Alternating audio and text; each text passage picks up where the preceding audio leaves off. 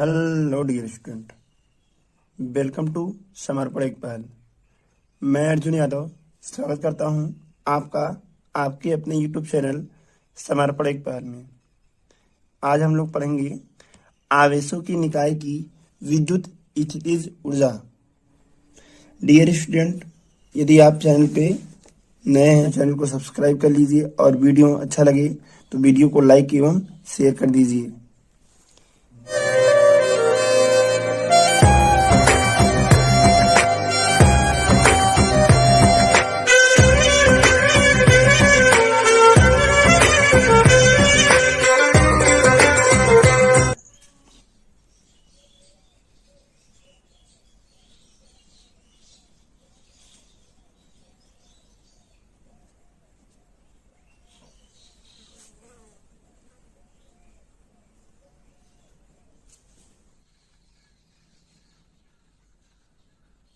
आवेशों को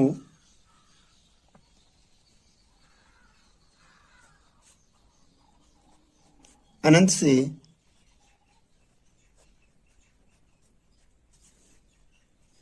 एक दूसरे के समीप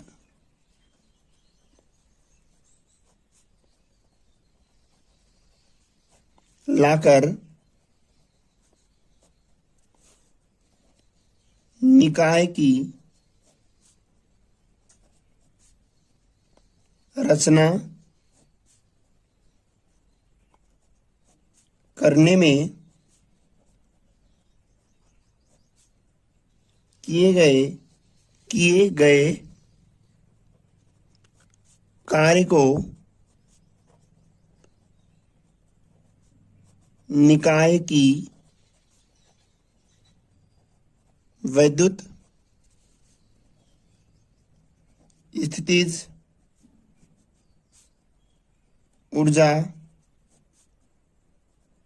कहते हैं। यहां देखिए आगे, विद्युत स्थितिज ऊर्जा को U से व्यक्त करते हैं।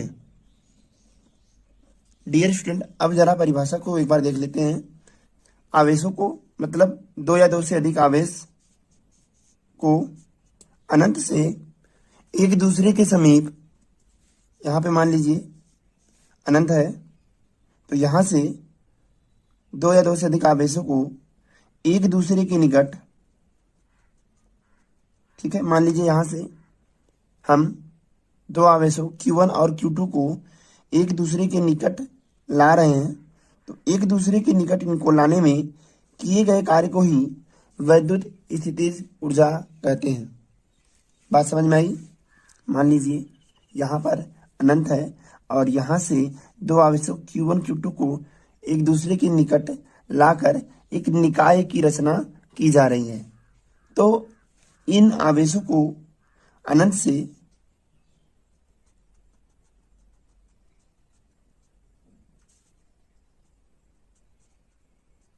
एक दूसरे के निकट लाकर इस निकाय की रचना करने में ही किए गए कार्य को विद्युत स्थितिज ऊर्जा कहते हैं। आई होप आपको ये समझ में आ गया होगा। चलिए अब आगे बढ़ते हैं। हेडिंग लगाएंगे, दो बिंदु आवेशों के निकाय की विद्युत स्थितिज ऊर्जा। डियर स्टूडेंट, यहां पर ध्यान दीजिए, जैसा कि चित्र में दिखाया गया है। मान लीजिए हमारे पास अनंत पर दो आवेश स्थित हैं Q1 और Q2। तो डियर स्टूडेंट, मान लीजिए सर्वप्रथम हम आवेश Q1 को अनंत से बिंदु A तक लाए, तो चूंकि यहाँ पर कोई बाह्य विद्युत बल कार्य नहीं कर रहा है, अतः यहाँ पर आवेश Q1 को अनंत से बिंदु ए तक लाने में किया गया कार्य भी शून्य होगा। डियर स्टूडेंट, आवेश Q1 को बिंदु ए तक लाने में किया गया कार्य शून्य होगा, क्योंकि यहाँ पर Q1 पर कोई विद्युत बल कार्य नहीं कर रहा है। तो विद्युत बल कार्य नहीं कर रहा है तो हम जानते हैं W बराबर होता है F इंटू डी। तो चूंकि यहाँ पर कोई विद्युत बल कार्य नहीं कर रहा है, अतः किया गया कार्य W शून्य होगा। ठीक है, आई होप आपको समझ में आ गया होगा। पुनः देखिए, जब हम आवेश Q2 को बिंदु ए से r दूरी पर स्थित किसी अन्य बिंदु B तक लाएंगे तो इस स्रोत आवेश Q1 के कारण बिंदु B पर एक विभव कार्य करेगा, जिसका मान 1/4 pi epsilon 0 into q upon r है। क्योंकि हम जानते हैं एकल आवेश के कारण बिंदु B पर लगने वाला विद्युत विभव V होगा। तो सबसे पहले हम इन सब चीजों को लिख लेते हैं। यहाँ लिखेंगे, माना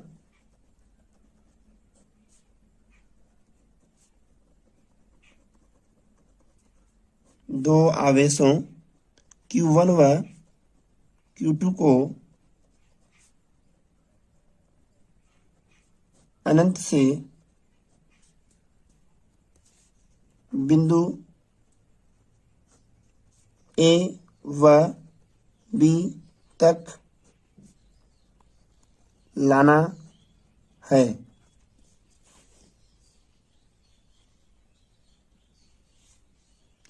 आवेश Q1 को बिंदु ए तक लाने में किया गया कार्य W1 बराबर 0 होगा। क्योंकि यहाँ पर डियर स्टूडेंट हमने पहले ही बता दिया है कि यहाँ पर कोई विद्युत बल कार्य नहीं कर रहा है। अगर विद्युत बल कार्य नहीं कर रहा है, अतः किया गया कार्य भी शून्य होगा।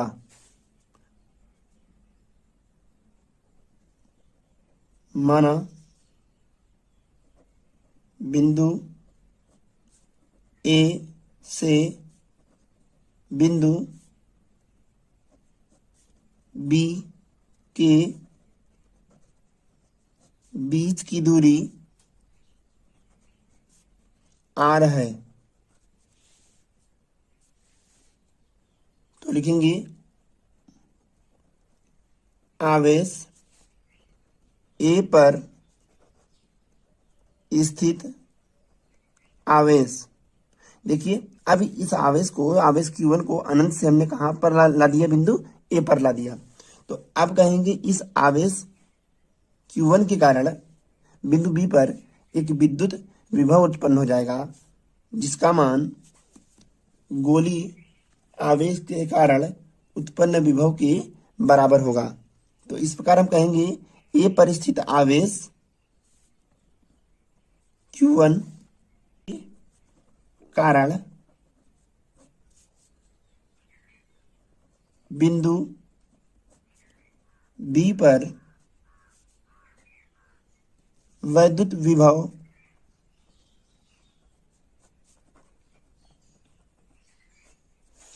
V बराबर हो जाएगा 1/4 पाई एप्सिलॉन 0 Q1 अपान R। इसे हम समीकरण नंबर 1 मान लेते हैं। ठीक है, तो देखिए, अब जब अनंत से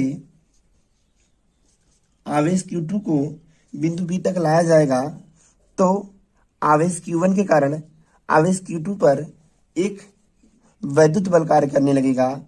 तो इस प्रकार आवेश Q1 की उपस्थिति में आवेश Q2 को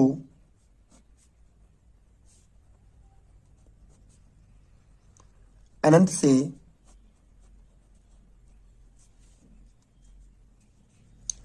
बिंदु बी तक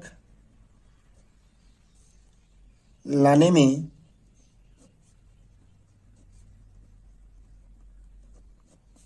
किया गया कार्य। देखिए डियर स्टूडेंट, जब Q1 की उपस्थिति में हम आवेश Q2 को विद्युत क्षेत्र के भीतर लाएंगे तो हम जानते हैं विभव की परिभाषा से W बराबर हो जाएगा V इंटू Q2। Q2 इसलिए डियर स्टूडेंट देखिए विभव की परिभाषा से V बराबर होता है W अपान Q। तो लाया गया आवेश Q2 है तो Q की जगह पे Q2 हो जाएगा। यहां से W का वैल्यू निकालेंगे तो W बराबर हो जाएगा V इंटू Q2।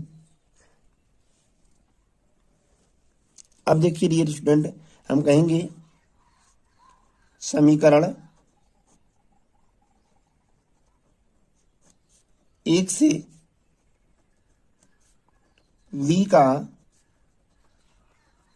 मान रखने पर,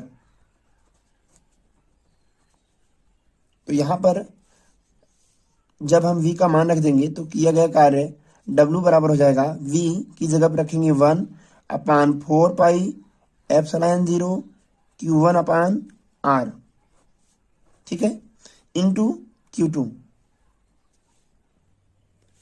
हम जानते हैं आवेशों Q1 और Q2 की निकाय की रचना करने में किया गया कुल कार्य ही वैद्युत स्थितिज ऊर्जा के तुल्य होता है। तो यहां लिखेंगे अतः आवेशों Q1 व Q2 के निकाय की रचना करने में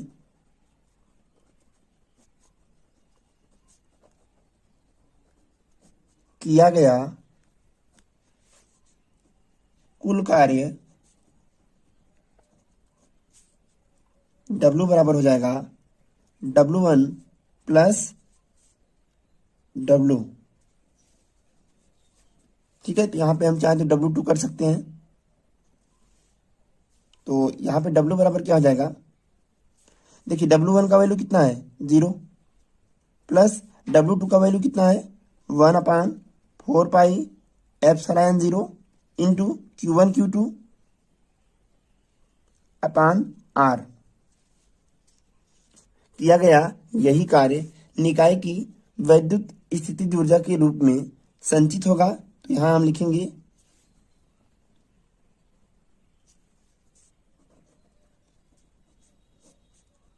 किया गया यही कार्य निकाय की वैद्युत स्थितिज ऊर्जा के रूप में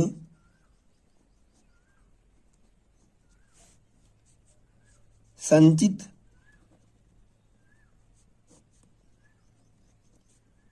हो जाता है। अतः वैद्युत स्थितिज ऊर्जा U बराबर हो जाएगा W, और W का वैल्यू है 1 अपान 4 पाई एप्सिलॉन 0 Q1 Q2 अपान R, ठीक है। आगे अब डियर स्टूडेंट यहाँ पर एक चीज और ध्यान दीजिएगा कि यदि दोनों आवेश समान प्रकृति के हैं तो आवेशों के निकाय की रचना करने में संचित वैद्युत स्थितिज ऊर्जा की मान में वृद्धि होगी, परंतु यदि दोनों आवेश विपरीत प्रकृति के हैं तो आवेशों के निकाय की रचना करने में संचित वैद्युत स्थितिज ऊर्जा की मान में कमी प्राप्त होती है। चलिए डियर स्टूडेंट, अब हेडिंग लगाएंगे 2 से अधिक आवेशों के निकाय की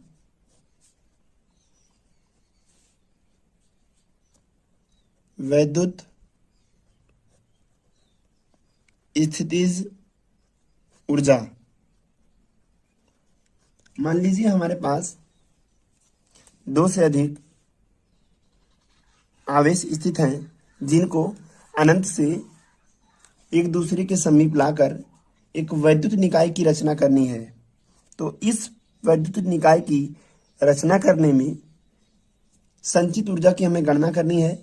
इसके लिए हम बारी बारी से लाए गए सभी आवेशों के कारण किए गए कुल कार्य को जोड़ देंगे और संपूर्ण कार्य ही इन आवेशों के निकाय की रचना करने में संचित वैद्युत स्थिति ऊर्जा के बराबर होगा।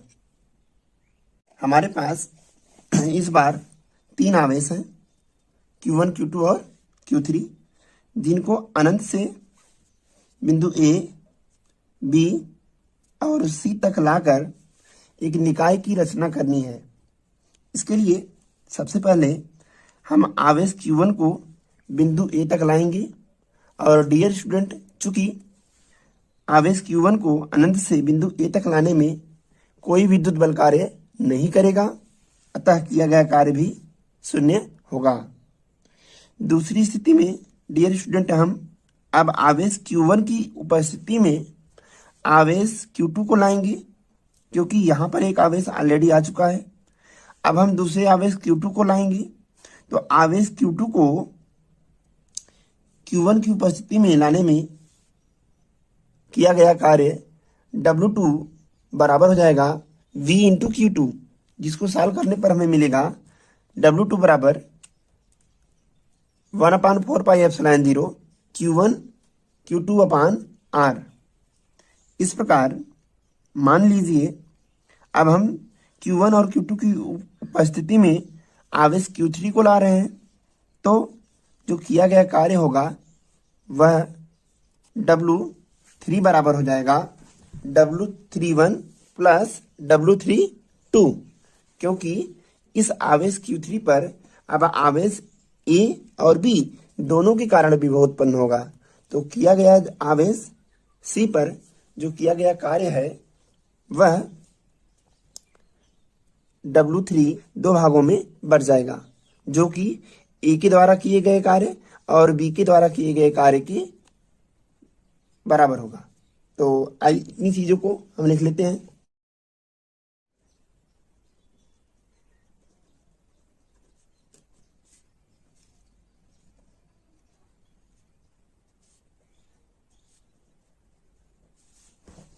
माना आवेशों Q1, Q2 व Q3 को अनंत से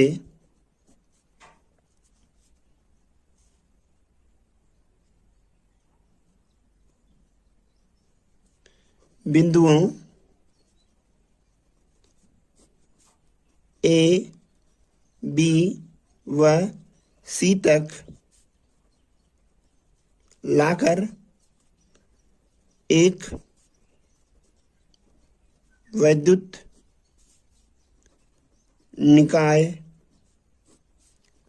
की रचना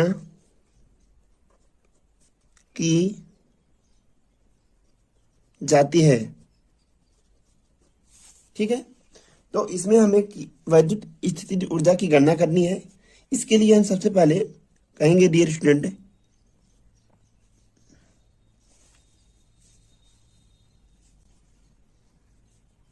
माना इन तीनों भुजाओं, तो यहां पे देखिए ये एक त्रिभुजाकार आकृति बन जाएगी। ठीक है, तो हम मानेंगे माना इन तीनों भुजाओं A B comma B C व सी ए के बीच की दूरी, एक्चुअली यहां पे दूरियां रहेगा। ठीक है, दूरियां क्रमशः R12 R23 व R13 है। ठीक है, हमने मान लिया कि यहां से दूरी है ये R12 है, यहां से इसकी दूरी R23 है और यहां से इसकी दूरी R13 है। अब डियर स्टूडेंट यहाँ पे ध्यान दीजिए, तो हम कहेंगे सर्वप्रथम आवेश Q1 को बिंदु A तक लाने में किया गया कार्य, यहाँ लिखेंगे सर्वप्रथम आवेश Q1 को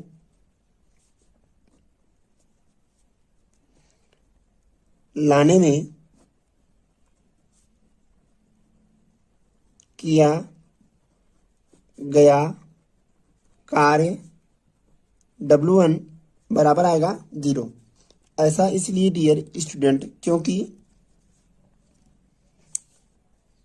आवेश Q1 को बिंदु A तक लाने में कोई विद्युत बल कार्य नहीं करेगा, अतः किया गया कार्य भी शून्य होगा। अब देखिए, लिखेंगे आवेश Q2 को आवेश Q1 की उपस्थिति में लाने में किया गया कार्य। अब देखिए यहां पर क्या होगा, हम आवेश Q1 को बिंदु A पर लाकर स्थापित कर दिए। इसके पश्चात जब हम आवेश Q2 को बिंदु B पर लाएंगे तो आवेश Q1 के कारण इस आवेश Q2 पर एक बल कार्य करेगा।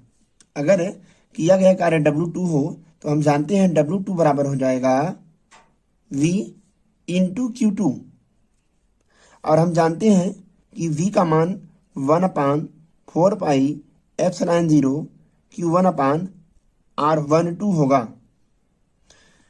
क्योंकि डियर स्टूडेंट यहां से देखिए, इस आवेश के कारण यानी आवेश Q1 के कारण बिंदु B पर लगने वाला विभव V है। V का मान होगा 1/4 पाई एप्सिलॉन 0 इंटू स्रोत आवेश Q1 बटा Q1 से बिंदु B के बीच की दूरी जो कि R12 है। आई होप आपको ये समझ में आया होगा। इसको हम मान ले रहे हैं समीकरण 1, ये हमारा समीकरण 2। जब हम आवेश Q3 को लाएंगे तो आवेश Q1 और Q2 पहले से उपस्थित हैं, तो इस प्रकार आवेश Q3 को लाने में जो किया गया कार्य होगा वह इन दोनों आवेशों Q1 और Q2 के कारण बिंदु C पर किए गए कार्य के बराबर होगा। तो यहां लिखेंगे आवेश Q3 को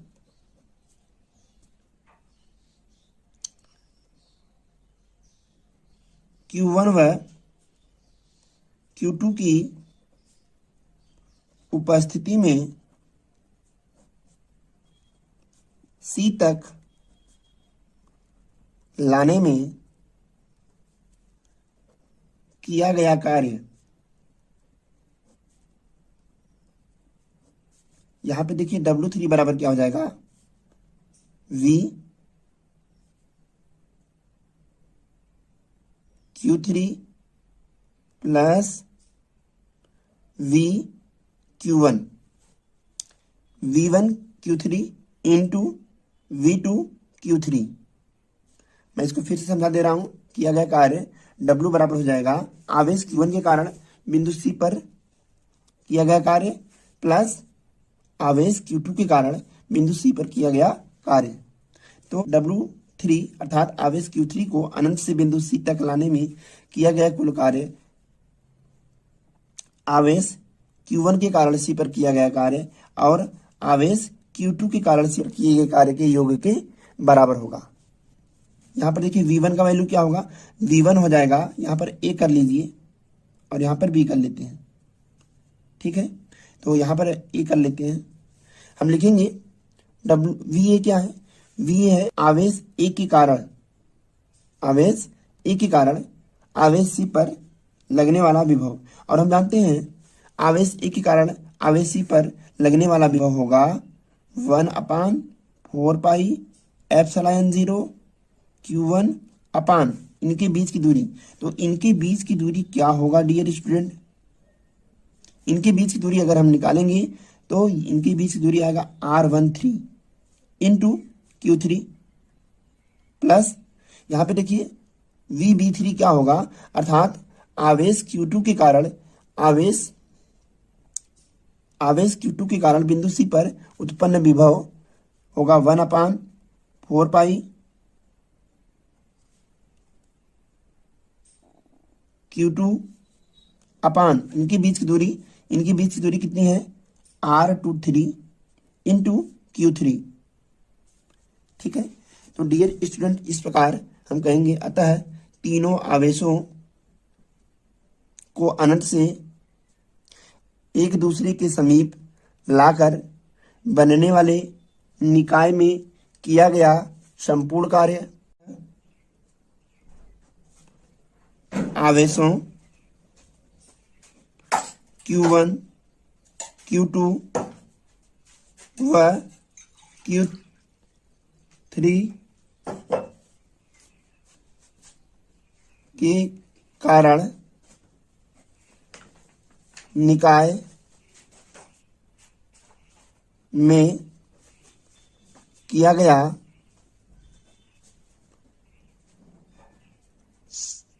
संपूर्ण कार्य W बराबर हो जाएगा W1 plus W2 plus W3।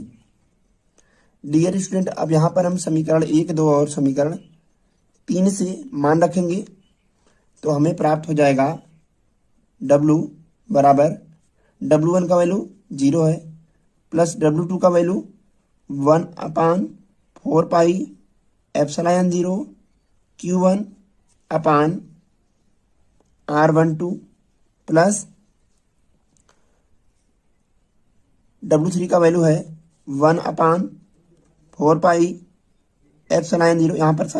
यहाँ पर Q1 Q2 भी रहेगा, तो यहाँ पर क्या हो जाएगा 1/4 पाई ε0 Q2 Q3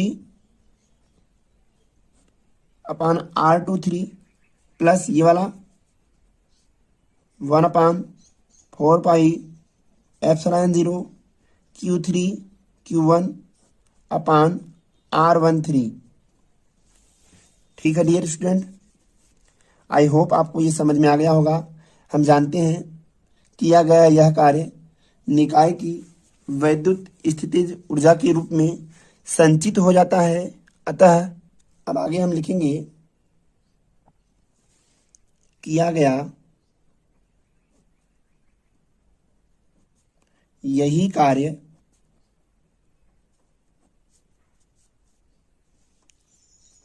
निकाय की वैद्युत स्थितिज ऊर्जा के रूप में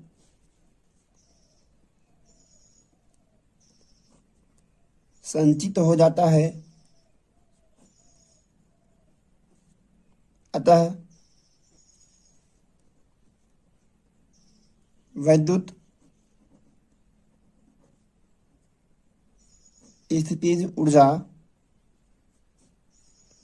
U बराबर हो जाएगा W बराबर आएगा, यहाँ पे देखिए 1/4 पाई ε0 Q1 Q2 upon R12 plus 1/4 पाई ε0 Q2 Q3 upon R23 plus 1/4 पाई ε0 Q3 Q1 अपान R13। ठीक है, अब डियर स्टूडेंट फिर से पुनः ध्यान दीजिएगा, अगर यहाँ पर हम गौर फरमाएंगे तो हमें 1/4 पाई ε0 सब में कॉमन मिल जाएगा। अब डियर स्टूडेंट आगे ध्यान दीजिए, आगे हम कहेंगे u बराबर हो जाएगा 1/4πε0। अगर सब में से कॉमन ले लेंगे तो यहाँ पर बचेगा Q1 Q2 upon R12 plus यहाँ से देखिए 1/4πε0 बाहर चला गया तो यहाँ पे बचेगा Q2 Q3 upon R23 plus यहाँ पर बचेगा Q3 Q1 अपान R13। विद्यार्थियों अब आगे देखिए, अगर इसे हम समेशन के रूप में लिखना चाहेंगे तो ये हो जाएगा 1/4πε0। यहाँ पर आएगा सिग्मा i इक्वल टू 1 तथा i not equal to j, क्योंकि यहाँ पर दो आवेश हैं तो यहाँ पर आवेशों का युग्म है तो पहले आवेश को हम 1 मानेंगे और दूसरे को 2, तथा यहाँ पर कंडीशन ये भी है कि i और j दोनों बराबर नहीं होंगे, अर्थात i और j की मान भिन्न भिन्न होंगे। अब आगे ध्यान दीजिए,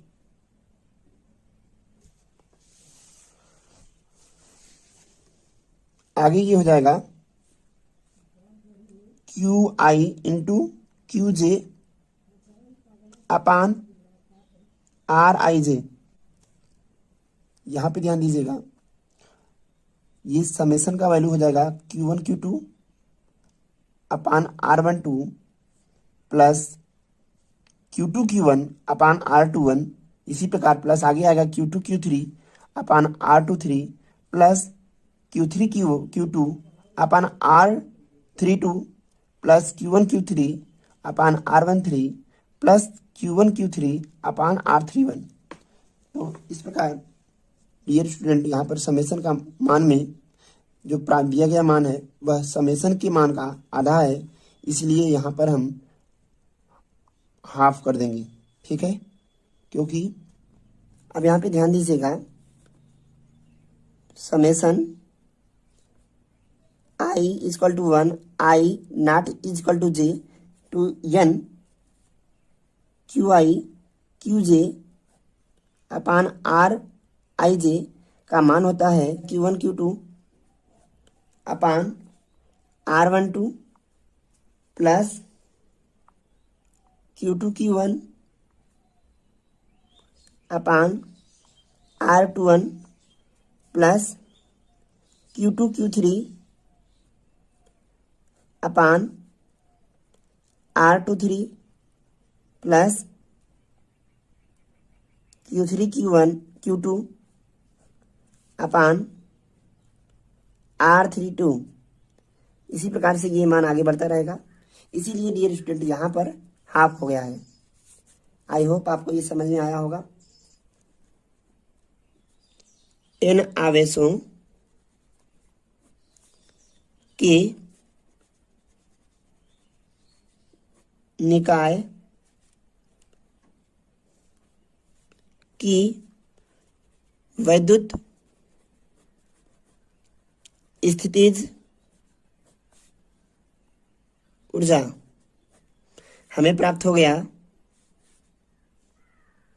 U बराबर half into 1/4πε0 sigma i equal to 1 i not equal to j to n QI QJ upon RIJ।